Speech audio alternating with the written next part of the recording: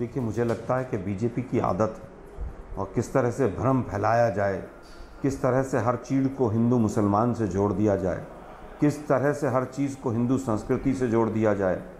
शुभ्रात्सा जी ने कहा कि गाय बछड़ा भी कांग्रेस ने छोड़ दिया क्योंकि वो हिंदुओं में विश्वास नहीं रखते। सुधांशु भाई देवराहा बाबा को खींच के ले आए। मैं इन दोनों को बता देना चाहता हूँ कि गाय और बछड़ा हमारा सिंबल था, हमने सरेंडर नहीं किया था। जब 1978 में पार्टी स्प्लिट हुई तो उसमें कांग्रेस आई और एस जब बने तो इलेक्शन कमीशन ने उसको सरेंडर किया था और हमें 3 ऑप्शन दिए थे। और जिस समय पर ऑप्शन दिए थे उस समय पर बूटा सिंह जी जनरल सेक्रेटरी थे, दूसरे जनरल सेक्रेटरी थे पीवी नरसिम्हा राव। इंदिरा गांधी जी के साथ पीवी नरसिम्हा राव जी उस दिन विजयवाड़ा में थे। और जब बूटा सिंह जी ने फ़ोन करके कहा कि हमें 3 ऑप्शन दिए गए हैं, और देखिए संयोग, देखिए उन 3 में क्या था, एक हाथी का निशान था, एक साइकिल का निशान था जी, और एक हाथ का निशान था, पंजा। ठीक है। और वो जब इंदिरा गांधी जी को, जब मोबाइल फ़ोन थे नहीं, लैंडलाइन पे बात हुई, बूटा सिंह जी बार बार वो पंजाबी एक्सेंट में बोल रहे थे, हाथ हाथ। इंदिरा जी को समझ नहीं आ रहा था और इंदिरा जी ने जब फ़ोन दिया नरसिम्हा राव जी को, नरसिम्हा राव जी 12, 13, 15 भाषाओं के विद्वान थे, उन्होंने कहा जी ये हाथ कह रहे हैं, ये सिंह साहब जो सरदार जी हैं, ऐ पंजा कह रहे से जी। और फिर इंदिरा गांधी जी ने फ़ोन लेके कहा कि जो नरसिम्हा राव जी फाइनल कर दें अभी वो मान लेना।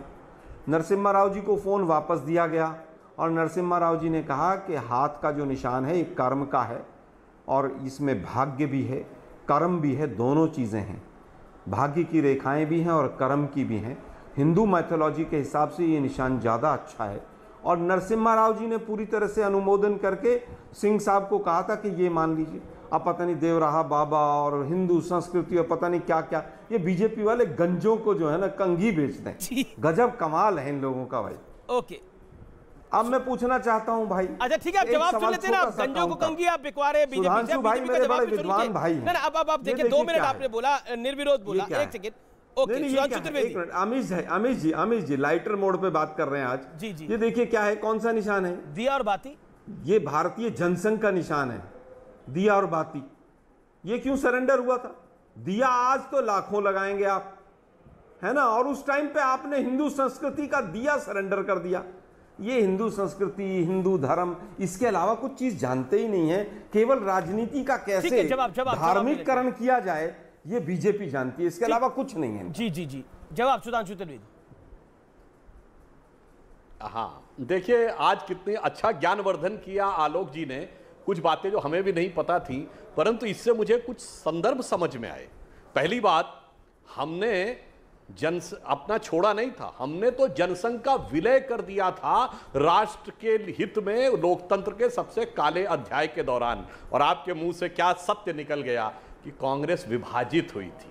हम विभाजित नहीं हुए थे, हमने राष्ट्रवाद के लिए विलय किया था।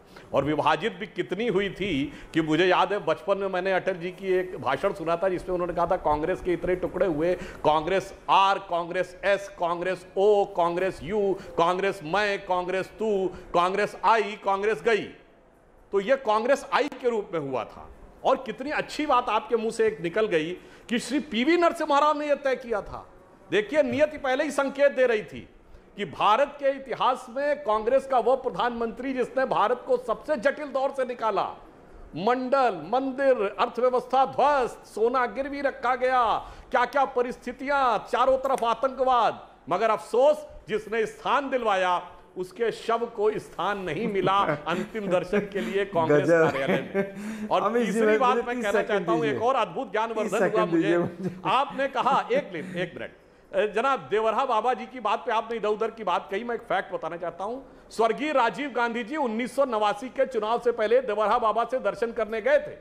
उनके साथ अर्जुन सिंह भी जी थे, नटवर सिंह जी भी थे, और यही बूटा सिंह जिसका आप उल्लेख कर रहे हैं, ये एनडी तिवारी के पास मैसेज लेके गए थे। बाकी आप अपने कांग्रेस के वरिष्ठ नेताओं से पूछ लीजिएगा। बहुत अच्छा ज्ञानवर्धन हुआ, पर यह दिख गया कि हाथी, साइकिल और पंजा, ये कांग्रेस आई को जो मिल रहे थे, आगे जाके सारे मौसेरे भाई एक होने वाले थे। शायद नियति ने यह संकेत 1978 में ही दे दिया था। जवाब जिन्होंने आपको हाथ का चिन्ह दिया उनके शव को कांग्रेस के हेडक्वार्टर में आने नहीं दिया गया। ये तो बात खुद एक्सीडेंटल प्राइम मिनिस्टर किताब में लिखी हुई है, जिसको लेकर डॉक्टर मनमोहन सिंह भी बहुत परेशान हुए थे। इसकी मैगजीन्स में भी चर्चा हुई है, अखबारों में भी लेख छपा है। डॉक्टर पीवी नरसिम्हा राव के शव के साथ जो हुआ, पहले मैं फिर समझता हूं कि पीवी नरसिम्हा राव जी कांग्रेस के थे और उन्होंने ही इंदिरा गांधी जी की सहमति से हाथ का निशान चुना, लेकिन आज पूरी भाजपा को माफ़ी मांगनी चाहिए जो बार बार गाय बछड़े पे सवालिया निशान उठाते हैं। दूसरी बात इन्होंने कही कि साहब वो पार्टी का विभाजन हुआ। बिल्कुल हुआ पार्टी का विभाजन, इसमें कोई दो राय नहीं, ये तो फैक्ट है बिल्कुल। लेकिन कांग्रेस ORS आई गई, सब कुछ हुआ 1978 में, और 1980 में आप चले गए, फिर हम फिर आ गए वापस दोबारा। जनता ने हाथ का फिर साथ दिया। इस चीज़ पर ज़्यादा जोर होना चाहिए कि जनता कुछ ही दिनों में आपसे ऊब गई और कुछ ही दिनों में आपको वापस उखाड़कर फेंक दिया। जी। लेकिन आलोक, अब समस्या ये है कि अब जनता ऊब नहीं रही है। 8 साल इनको हो गए हैं, अभी 2 साल बाद फिर चुनाव होंगे, पता लगेगा कौन कितने पानी में है। अभी 2 राज्यों के विधानसभा चुनाव चल रहे हैं और एक MCD का दिल्ली में चुनाव चल रहा है। क्या आपको, मैं आप ही के बात आ रहा हूँ आलोक जी, उसके बाद अनुराग भदौरिया का रुख करूंगा और सुब्राष्ट्रा का रुख करूंगा। लेकिन मेरा 30 सेकंड में एक सवाल का जवाब जरूर दे दीजिए।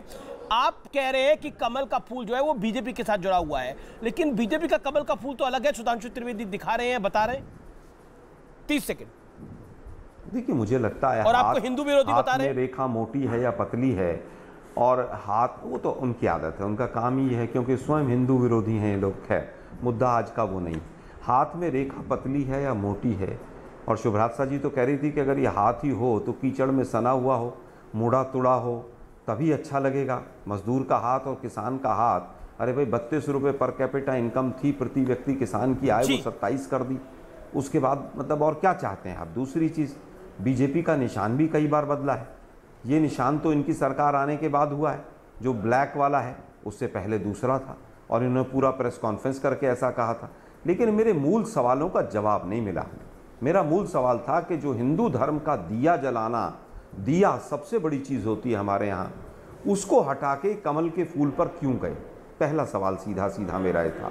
दूसरा मेरा ये था, जी जवाब ले लेते हैं संक्षेप में सुधांशु त्रिवेदी, संक्षेप में जवाब में बाकी भी 3 मेहमान हैं। अनुज अत्रे भी इंतजार कर रहे हैं काफी देर से। सुधांशु भाई, अंतिम एक सवाल पूछ लूं सुधांशु भाई से, फिर सुधांशु भाई जवाब दे देंगे। जी मैं अब आगे बोल दीजिएगा। लेकिन इसी बीच बड़ी खबर, बीजेपी के 2 कद्दावर नेताओं ने चुनाव लड़ने की इच्छा नहीं जताई है। विजय रूपाणी गुजरात के फॉर्मर सीएम कह रहे हैं कि मैं चुनाव नहीं लड़ूंगा, पार्टी निर्णय करे। और डिप्टी सीएम नितिन पटेल भी कह रहे हैं पार्टी ने इन्हें हटा दिया था, अब इन्होंने चिट्ठी लिख दी है, चुनाव नहीं लड़ेंगे। चुनाव समिति की आज बैठक हो रही है, उससे ठीक पहले चिट्ठी आ गई है, यानी इन्होंने कह दिया कि इनका मन नहीं है चुनाव लड़ने का, पार्टी युवा कार्यकर्ताओं को तरजीह दे, ये कहा गया है। सुधांशु त्रिवेदी, 30 सेकंड में जवाब।